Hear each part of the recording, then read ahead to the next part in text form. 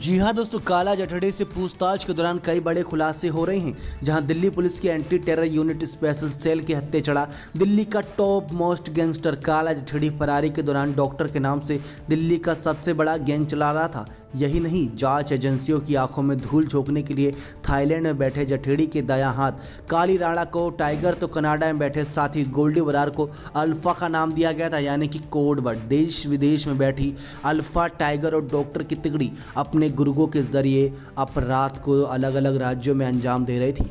जांच में सामने आया कि जठेड़ी उर्फ डॉक्टर कभी अपने गुर्गों को कभी खुद कॉल नहीं करता था। डॉक्टर पहले कनाडा में बैठे अल्फा या फिर थाईलैंड में बैठे टाइगर को फ़ोन करता था। फिर जिससे भी बात करनी होती थी उससे अल्फा या टाइगर डॉक्टर कह के बात करते थे।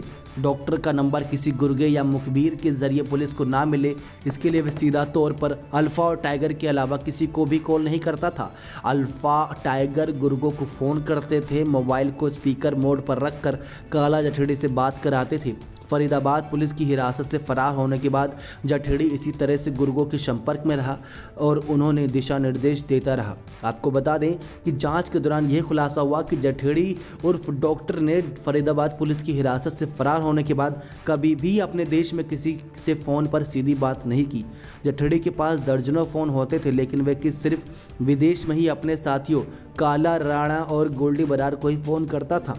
अब काली और गोल्डी के विदेश में होने के चलते सुरक्षा एजेंसियों इनके फ़ोन की डिटेल आसानी से नहीं निकाल सकती थी। हालांकि जठेड़ी ने कुछ देर बाद भारत में इंटरनेट कॉलिंग के जरिए बात की ताकि ये जल्दी किसी के हाथ न लगे।